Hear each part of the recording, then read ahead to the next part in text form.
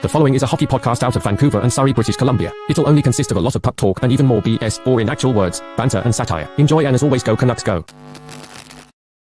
Dude, I want Conor Garland to adopt me, okay? I want to become an American because I want to cheer for this guy when he plays for Team USA in a couple months or next year at the Olympics. What? Yo, Conor Garland is that good at hockey, okay? The MVP for the Vancouver Canucks this season. Let's talk more about it as they beat the Buffalo Sabres 4-3. Why am I so excited that we beat the Sabres, man? What? Oh.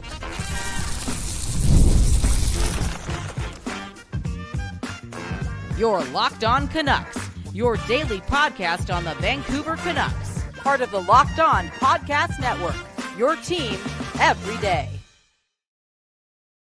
Hey, welcome to another episode of Locked On Canucks. My name is Trevor Beggs, co-host of Locked On Canucks and also a Canucks writer with a Daily Hive, Vancouver. Before we dive into the episode, we got to thank you for tuning into Locked On Canucks because it is your Canucks every damn day. And I know we're not here without you, and we're also not here without the sponsors. And today's episode is brought to you by Gametime. Go download that Gametime app, create an account, and use code LOCKEDONNHL for $20 off your first purchase. Conor Garland is so good. He changed the Four Nations tournament to the Olympics, like you said off the top, man. Unbelievable. He's got that much power, man. He's bringing the Olympics a year early, and man, oh man, you're right. I'll say this, he's unlikely to make Team USA, but I have a hard time believing he's not one of the best 12 American forwards in the NHL right now. Almost a point-a-game guy, 7-game point streak. The OT winner today sets up the third goal of the game, gets the OT winner. I mean, Conor Garland was everywhere in this game. He's been everywhere for the Canucks on this road trip too. Again, just such a special player, and we're lucky to have him, man. We're lucky to have him. And again, when you think of the Canucks, he's not the first guy that comes to your head. He might even be the second, third, or fourth guy that comes to your head. But aside from Quinn Hughes, I think this guy has an argument for being the Canucks' second best player this season, even though we anointed someone else on Monday.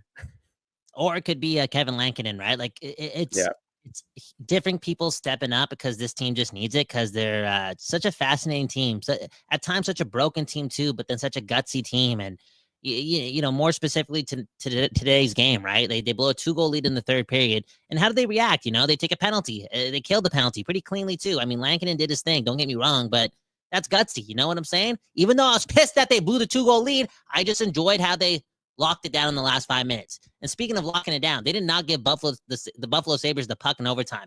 Yet when they did, Kevin Lankinen makes, you know, one of his best saves of the year. That being said, they pull through and they get the win. And again, it's only one game, right? But you gotta pick up these points. That being said, it's like game number 22 for Conor Garland being the best forward on this team, and by a landslide. Yo, this guy played 23 minutes today, 2 goals, 1 assist in the last 24 minutes of hockey in this game.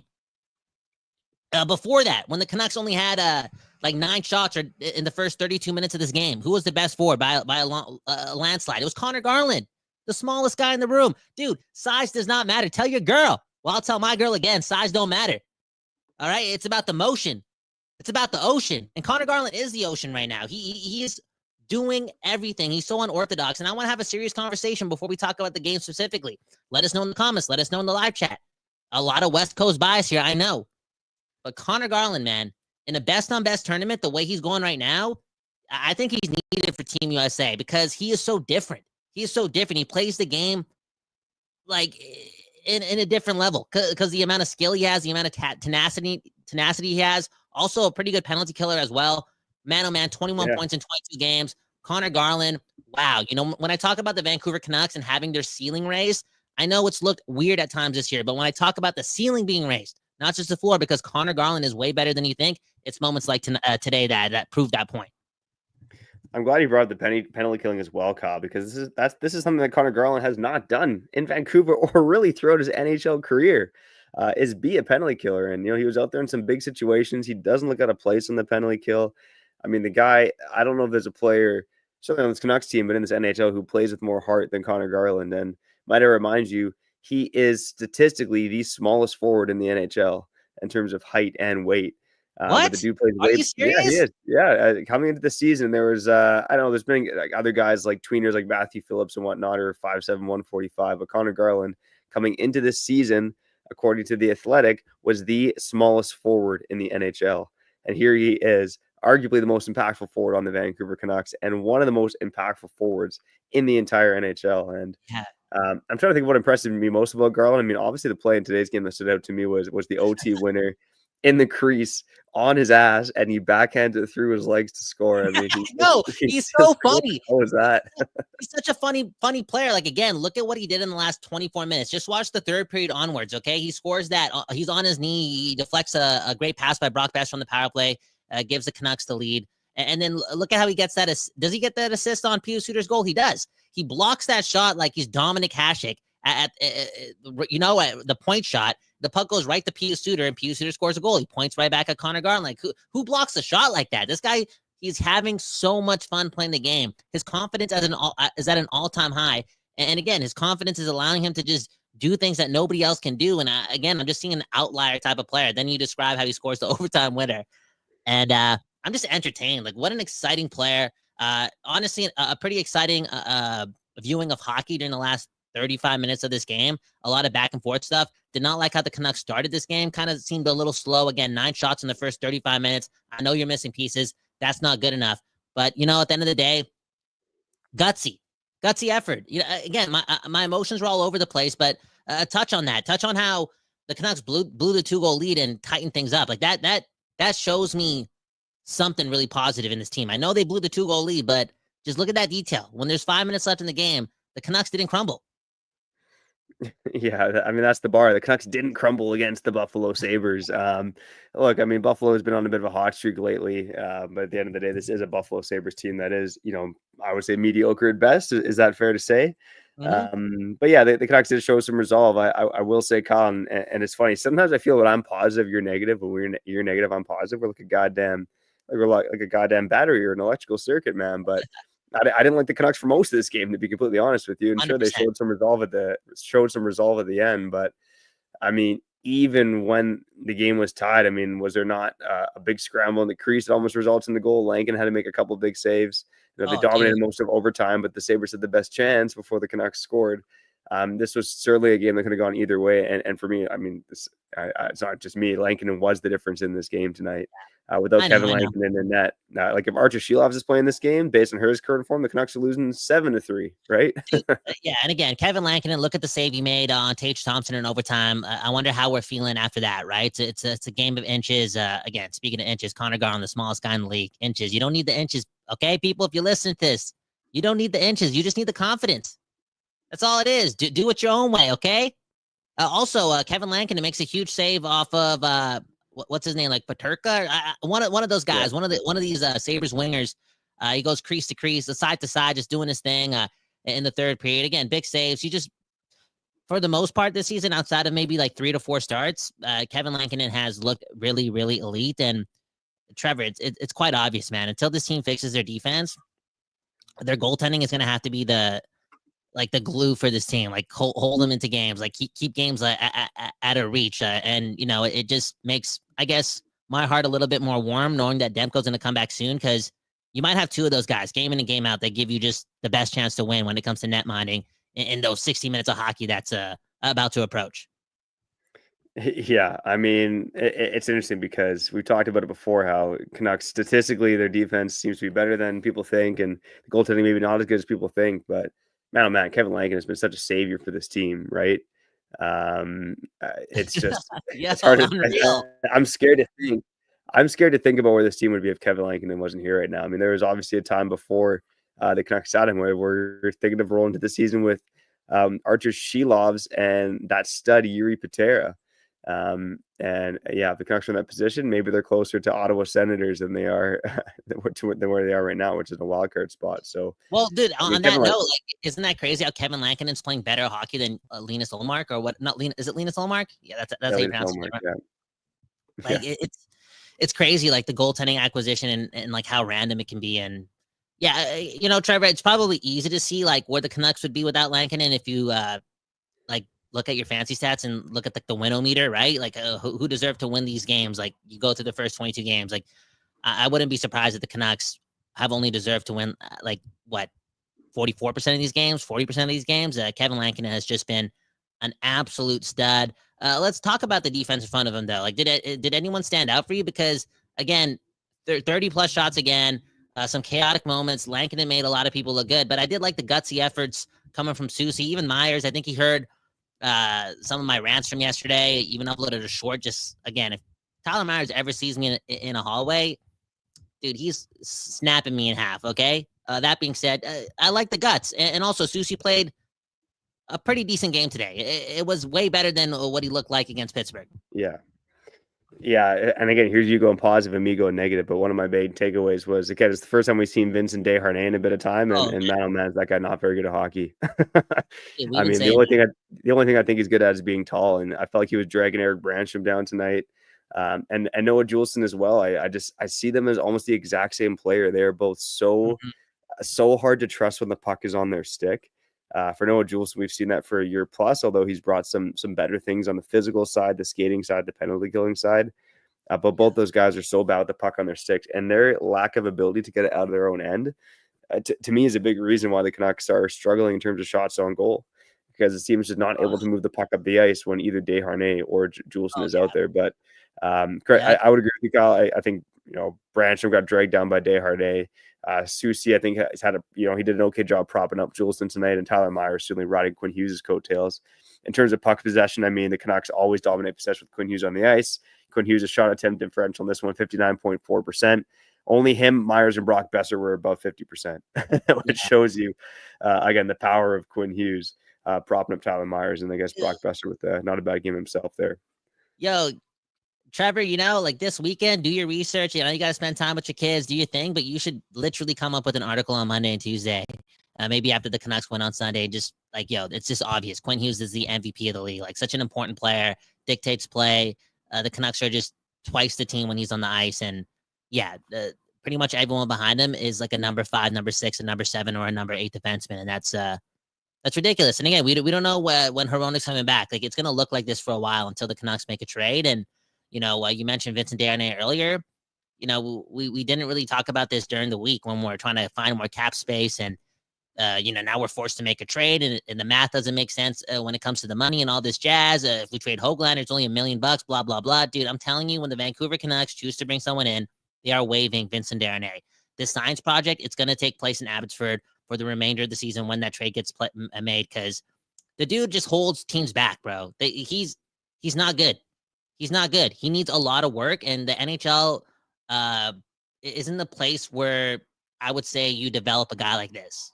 It's the last place. And he's there's a reason why the Oilers benched him in the playoffs, a healthy scratched him after the Canucks series. Like, they played better defensively when he was not on the ice. Like, he's just a bad NHL defenseman. And for now, though, we're going to have to live with it, man. Unless you think he was so bad that Mark Friedman replaces him on Sunday, which could happen. Honestly, I think Mark Friedman could replace him, and we probably wouldn't notice much of a difference. In fact, I think the Canucks are probably slightly better with Mark Friedman in the lineup. Let's get into more about maybe what's up ahead here in the Detroit game, a little bit more about news and notes in this game. I want to go in. I want to go in after this segment, dude. I want to go in on. I do want to touch in on your theories about the offense being slow because their defense just sucks. Like, there's no puck moving. We talked about that in September, and we'll do it again. But I want to go in on some of the media here in Vancouver. Y'all actually slurping on this JT Miller report and this Rangers apparent trade call that happened between the Canucks and the Rangers, and this article from New York citing people again in Vancouver who have big voices to again report on it. It's like, what are you guys doing? Leave JT Miller alone. That's an absolute joke. You guys need clicks that bad that you're willing to make a lot of noise up, or nothing's imminent, and here you are just blasting articles and blasting quotes about a guy that is leaving this team for personal reasons at the moment. Leave this dude alone. Your clicks are not that important. Straight up, it's an absolute joke. Where would we be without JT Miller? Straight up, we need these hockey players. Again, we can criticize all we want, but when a player is open about not being there mentally, or I need to take a step away from the game for personal reasons, you leave that guy alone. There you go. Kyle Bowen is riled up and ripping into Canucks media. He'll continue to do so on the other side. He'll even pull a Joe Thornton and whip his... Exactly. Unbelievable stuff. Okay, you're listening to Locked On Canucks. Your Canucks every day. We'll be back on the other side after we shout out our friends over at Gametime and Built Rewards. All right, our friends over at Gametime, baby. You know, if you're buying tickets, that's the only place you gotta go. Okay, so go check out Gametime because they got this new feature called Gametime Picks that makes getting tickets for your favorite live events even easier. And I was on Gametime today because Kyle is going to the Seahawks and Packers, repping Mm-hmm. the Packers, and I think there needs to be another Seahawks fan in the building. And Kyle, I love to be tailgating with you in the parking lot. Do so. Man, oh man, that would be some memories, buddy, or non-memories. Who knows? But when I get those tickets, I'm getting them on Game Time, baby, because they got the lowest price guarantee. They got the Game Time picks, so you can filter out the fluff. They got all-in pricing, so there's no surprise fees at checkout. And they got the seat views, baby, so I can sit back on the can and feel what it's like to be at Lumen Field or wherever you want to be, okay? So take the guesswork out of buying tickets with Game Time. Go download that Game Time app, create an account, and use code LOCKEDONNHL for $20 off your first purchase. Terms apply. Again, create an account and redeem code LOCKEDONNHL for $20 off. Download Game Time today. What time is it? Game time. Okay, if you're a renter, you got to hear this, okay? Because over at Built Rewards, they get you paid just by paying your rent through Built, okay? Don't even have to check in with your landlord, okay? F that guy. Just start earning points through Built that you can use towards flights, hotel stays, fitness classes, and even your next rent payment. Let me break it down for you. There's no cost to join Built, and as a remember, you'll earn valuable points on rent and your everyday spending. Built points can be transferred to your favorite hotels and airlines, even the ones you haven't heard yet. There are over 500 airlines and 700,000 hotels and properties around the world where you can redeem your Built points. Points can also be redeemed towards a future rent payment and unique experiences, man, that only Built members can access. So if you're not earning points on rent, my question is, what the hell is wrong with you? Start earning points on rent you're already paying by going to joinbuilt.com/LockedOnNHL. That's joinbilt.com/LockedOnNHL. Make sure to use our URL so they know that we sent you. Joinbuilt.com/LockedOnNHL. Start earning points on your rent payments today.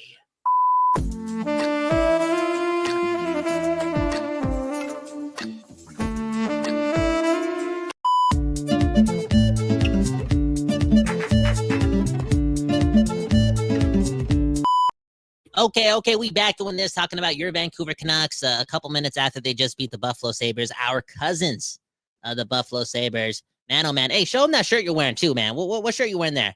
One love to the Don't Those Art Lab, okay? For real, for just giving us the space to give you that West Coast bias. Speaking of the West Coast bias, before we chime in more in this game, I do want to keep elaborating on this whole JT Miller point. Again, a dude named Arthur in New York wrote a report that Chris Drury called Patrick Allvin, asked him if JT Miller was available. I guarantee that trade call lasted 5 seconds, right? You got to do your job. You got to inquire. But then again, Arthur writes the report. He's in New York.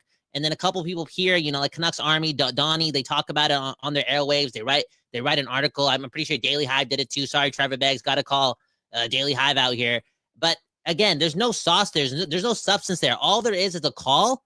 And on this side of the world, the West Coast, the best coast, where we have to look after our neighbors, when JT Miller is telling us that he's not playing the game right now because of personal reasons, how about we leave him alone and just focus on the game against Buffalo in a couple minutes? Because there's nothing serious here. Now, let's say he does get traded and something did happen, then talk about it. But for now, when there's nothing serious happening other than just a report, an article out of New York, all the way on the other side of the world, do you think these guys care about JT Miller's well-being? We should. Why? Because he's done so much for us for years and years and years and years. And right now he's not feeling well. Or, again, can't play hockey right now. Got his personal reasons. We don't need to make more noise. I get it. Hockey market. People want to know. Media, blah, blah, blah, blah, blah, blah. Dude, it's 2024. When somebody's that open and that vulnerable, and we like to congratulate these people for being vulnerable and, not being a quote unquote, being a new generation of a man and being sensitive and I can't do this. I got to step away. If we want to congratulate that, then we can't go ahead and a couple weeks later when, again, he's in silence, just keep elaborating and making clickbaity stuff just to generate views on his behalf of this possible rumor of him, being wanted by the Rangers. Just leave it alone. Leave it alone. Not everything, in my opinion, has to be reported on, especially if that subject is, dealing with something. It's all good. It's all good at Applewood. Leave JT Miller alone. It's absolute bullshit. I almost want to hit the round of applause button for you, buddy. I mean, look, in most situations, the media's got to report on these kind of stories, but in this specific circumstance with JT Miller, based on what he could be going through, I agree with you. It's why are we stirring up the rumor for a guy who could be out for another couple months, like dealing with his personal life. And I mean, the guy has said in interviews before, and it's not rocket science, but there's more important things to life than Yeah. hockey. And JT Miller said so himself. And he's obviously, for whatever's going on, is taking the steps to get better as a hockey player, less importantly, but more importantly, as a person and as a family man. And again, by dragging his name through the rumor mill, just for clicks. And it's not just the Canucks reporters. To me, I mean, it started with Arthur Staple at The Athletic as well, right? It's like, do you really need to be reporting on this? And I mean, yeah, I honestly don't even want to go down that road. I was going to say, if you're reporting on it, there better be some damn substance to it, because just to throw that out there for clicks is bullshit, like you said. It's bullshit, man. It's like you throw it out there because, yeah, you might have heard that Chris Drury made the call, right? Like even Biz Nasty talked about something similar earlier. But again, I'm just talking about the people on the West Coast, the Best Coast. Trevor, I say it all the time because I mean it. You got to look after your neighbors, okay? For real. Before you look after the world. Like we share this air together. JT Miller shares the same air as most of these Canucks fans. Leave him alone. You have a podcast, you have a blog, and you just hear this report from Arthur, and like you're here in Vancouver, and you're like, oh wow, like we should talk about this and tweet it out because it's gonna get some what's the engagement? Like, dude, F your engagement. Who cares? You're not that important. You know who's more important here? The hockey player. Oh, who happens to be going through something. Leave JT Miller alone. Anyways, the Vancouver Canucks, they beat the Buffalo Sabres. Gutsy effort. I'm feeling happier again. That's 2 points. That's all I need. 2 points. Back in the day, I thought I needed a couple inches. But again, Conor Garland showing me that size does not matter. All I need is 2 points. My heart is warm. What else stood out for you, man? I mean, honestly, it was the fact that we had 8 shots at like the 37-minute mark of this game. And I'm going, here we go again. This is a team that just is struggling so hard to create offense right now. And then all of a sudden they have like 7 shots to end off the second period, and they out to the Sabres 15-14. And then obviously the Sabres came on with a bit of an onslaught in the third period. But to me, it was just another game where the Canucks are playing at like a B- level, maybe even a C+ level. I'm not quite sure, but it was a mediocre performance against a mediocre team, which doesn't inspire a lot of confidence for me now. Look, it is a noon game on a weekday, which is strange for a number of reasons, but it's not something that Canuck players are used to playing. So, for me, I would say, in short, frustrated by the performance today, despite the win. But I think there's, again, extenuating circumstances where you can kind of give the Canucks a bit of leeway. And those circumstances are, not having Hronek and having to play Juleson and Desharnais, and then, leaning on Myers and Susu, have been just as good as Juleson and Desharnais all season long. It's just the truth. Like, when you and I had this conversation before the game started, like you could hear the fear in my voice. Like, oh, dude, this could be dark. This could be dark. Like it could happen again. We could break down defensively. And we just touched on Miller. We still don't have JT Miller. That being said, we do have Pius Suter, man. Do you want to talk about him a bit more? Because I got to ask you the question and let us know in the comments, okay? Would you extend Pius Suter?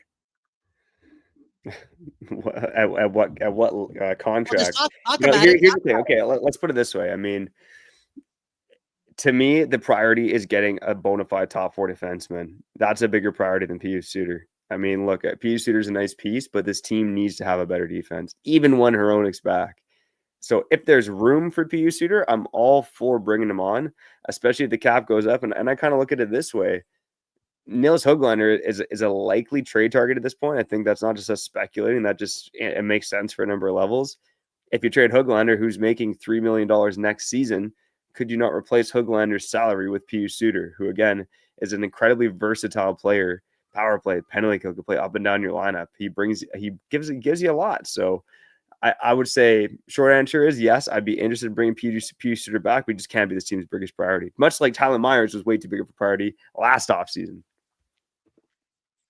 No, that's fair. And like the whole Höglander comparable, like maybe you can take some of his money and give it to Suter, which is kind of crazy too, considering Höglander is like a lot younger and still, has like the ability to be somewhat of a difference maker. That being said, Suter at times, based on his cerebralness and his subtleness as well, a low maintenance player that delivers high quality results. I feel like on a good team, he can make a difference. And like, look at that goal he scored on the breakaway, right? Cerebral. Look at what Brock Besser did on the breakaway right before that. Not much. I just think that Suter is a lot better than we think he is at times. And I think there's a good chance that this dude may want to stick around and may give us a discount, whatever that is. Like you saw with Teddy Blueger did this offseason, signed a 2-year deal. I think it was like, what was it, like 1.1, 1.5 a year, something For like Pius that. Suter?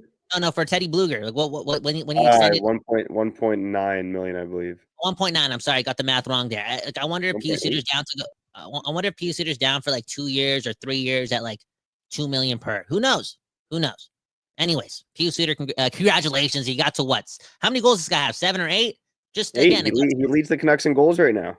with Garland. Does Garland have With 8 too now? with Garland, yes. My apologies, with Garland. Isn't that crazy, man? Where this like 22 games in the season, Pius Suter and Conor Garland just bringing the heat, man. They got again 8 goals. That is something else. Now I do want to touch on something else before. I don't. Are we running 3 segments today? Like what's going on? Do you have to get back? Yeah. Let's this full episode. So let's pause here for an ad break and shout out our friends over at FanDuel. We'll be back on the other side here on Locked On Canucks.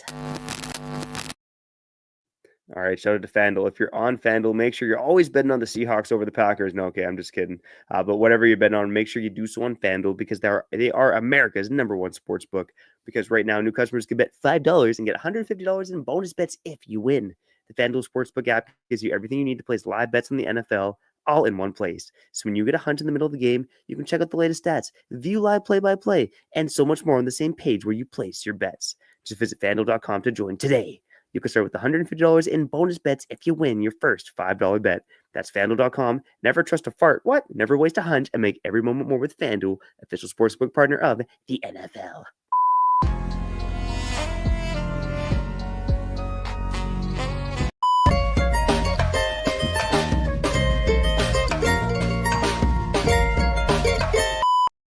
People, we back doing this, and that's talking about your Vancouver Canucks, Kyle Bowen, Trevor Beggs, the second best dad in the world. Okay, look at the backdrop on If you're on the YouTube side of things, look at this, man. Trevor's the most proud dad too. One love to you for being a really, really good father. That being said, you're probably happy that your son was sleeping while the game was going on, right? Like you timed that out perfectly, right? You made sure little Hensky was down, but so you could watch the game. You know, you planned your day out with that in mind. Yes, something like that. I mean, for parents out there, they might know a little thing called sleep training. I just like to call it teach your kid to fall asleep by himself. So he cried for about the entire first period. I like to think he was crying because he was missing the game, but that probably wasn't the case. But he fell asleep by the start of the second period and just woke up right now. Shout out to my mom who's here watching him. Shout out to your mom, shout out to family, and just shout out to family, man. One love, man. Look at this comment from James Morkett. Thanks for the super chat. Okay, love the pushback on JT Kyle. That deserves a happy meal on me. Hey, get a happy meal for Henry. Again, I got nothing against Donnie, you know, or like anyone that does talk about this. I love those programs, and Canucks Army always does good work. I just don't understand how you don't see that this could be detrimental to the dude's mental health. Like he doesn't need this BS. You know what I'm saying? Just like reduce the noise and remember that JT Miller's the heart and soul of the team, and honestly, one of the best players in hockey. You might want to keep this guy happy and not litter his feed or like, you know, put that stuff in the atmosphere. Okay, that noise, not worth it. Keep JT Miller happy. And you know what? You want to talk about clicks and engagement? If JT Miller here for a long time, chances are you'll make more money throughout a stretch. Okay, do the math. Don't take your job so seriously. You're not that important. One love to JT Miller. Hey, one love to Elias Pettersson, because I think a lot of people are like not happy with his game today. They wanted more. They wanted him to shoot there. He like on the power play, missed on it. He got robbed too by the Buffalo Sabres goalie after he made that Pavel Datsyuk like move. Again, I'm not saying this was his best game ever, but you know, Trevor, to your point, man, like I know he's Mr. 11.6, but when 4 of the defensemen who are playing today's game, I would even throw Brandstrom in that mix too. If 5 of the defensemen are Eric Brandstrom, Carson Soucy, Tyler Myers, Vincent Desharnais, and Noah Juleson, dude, it's like puck possession is gonna be hard. And for guys like Elias Pettersson, who honestly is probably our 4th best defenseman, if you know what I'm talking about, our 3rd best defenseman, like he's really good in the defensive zone. But for guys like that, they need the puck on their sticks, and it's just not gonna happen right now with this decor. Like the offense is gonna be shaky / all over the place, and I think we got to take what we can get from Pettersson. And at his floor, again, I still think he's dynamic in other ways. Yeah, and honestly, you know, you talk about him getting robbed there. That's you know, I don't know if I should have a segment called "Conversations with My Mom," but she's like, "Peter's got to shoot there," and I think it was a kind of situation where he made a great play and just got robbed by Ukko-Pekka Luukkonen. In general, he does need to shoot more, though, 100%. I look at today, with the Canucks on the power play, I know they score on the power play. He has no shot attempts on the power play, 1 shot in this game, 3 shot attempts on net. Look, I think PD's playing well right now, though. And he's playing with guys on a line where, Jake DeBrusk is certainly a guy who shoot first. Sherwood can be a playmaker, but he tends to be a bit of a shoot first guy too. So I think Pettersson in general, I mean, the thing is he's got such a good shot that he should shoot more. That's the frustrating part about it. But I feel like we're nitpicking because, overall Pettersson's playing pretty damn good right now. And I think he's been, one of the best Canucks. And I see some heat in the comments about how, Mike Laval saying that Suter's playing better than our $11.6 million boy. I would probably disagree with that, to be honest. I just think there's a lot of heat on Pettersson because of the money he's making. Suter's giving you better value for sure. But at least Pettersson's been one of the best Canucks for a while now. And I think fans, hopefully they come around to that. No, 100%. And, there was this moment during the Pittsburgh game. And I know we kind of ignored everything that happened with that game other than the catastrophic failures, right? But there was a play. It was the guy Pittsburgh just acquired from Nashville, Tomasello. Philip Tomasino. He almost got killed out there a couple times, man. No, and he got killed by Pettersson though. Through the neutral zone, reverse hit. Yeah. That again, two of the biggest hits the Vancouver Canucks players have thrown this season have come off of Pettersson. He's just he's getting better. He's warming up, and the only thing I want him to do more right now is shoot. Just shoot. What are you doing on the power play? Brock Besser feeds you a puck in the slot, and what do? You fake the shot, and then you try to tee up Conor Garland for a one-timer from the point. Come on. Conor Garland scoring all his goals in front of the net. Let's be honest. So the confidence isn't completely there yet, but it's warming up, Trevor. There we go. And, maybe one more shout out to Conor Garland as well, because here's a crazy stat. The Canucks had 22 shots on net in this game. Conor Garland had 6 of them, okay? So almost a quarter of the team's shots came from Conor Garland. If you want to throw Suter and Garland into the mix, almost half the team's shots today came from Pius Suter and Conor Garland, who combined for 10 of the team's 22 shots on net. So, I mean, we're just a rock-solid night for those two. And you can see why in the comments, Jason McCoy is saying he will rage if they lose Suter. And what's make refrain is saying that Suter's probably one of our top 6 forwards right now. Kyle, is that the case? You think Suter's one of the top 6 forwards right now? Oh, I don't think that. I just think he's just so effective. He's just one of those 7th forwards, he's definitely one of our top 7 forwards. I honestly think that, again, I got to watch more hockey, other than the Vancouver Canucks, but I feel as if he's just one of the better 7th forwards in the game. He could just move around your lineup and provide a bit of excellence everywhere. And yeah, I've just been really, really impressed. I mean, I'm talking about Pius Suter post-April, right? He's been one of our best forwards for a pretty long time now. And he's already up to 8 goals. And again, really looked like an assassin on that breakaway. Boom, bam, did his thing. And helped the Canucks win today, man. Again, the Canucks, they barely squeak it out against Buffalo, blow a 2-goal lead. It was scary there. Got to give credit to Buffalo, who was swarming all game, tried to do something for their Thanksgiving American fans. But Conor Garland, speaking of America, again, let me know in the comments below, okay? Please let me know in the comments below. I actually want to know if I'm being serious or delusional or just full of bias, but I just feel like Conor Garland is going to get a look. Maybe not for Team USA this in a couple months for that fake tournament, but for the Olympic, if he keeps doing this, if he's a point per game player and good on the penalty kill, you want a guy like that in a best on best tournament because he's playing like he's one of the best forwards in hockey right now. Maybe Trevor will give you a fancy stat report down the road about how good Conor Garland has been for quite some time. Yeah, there we go. A little Conor Garland appreciation episode coming up. And Kyle, I know in the history of Locked On here, one of the episodes that comes to my mind is when we did an episode in the summer of 2023 when we said that trading Conor Garland would be a mistake. And sometimes we get it right, buddy.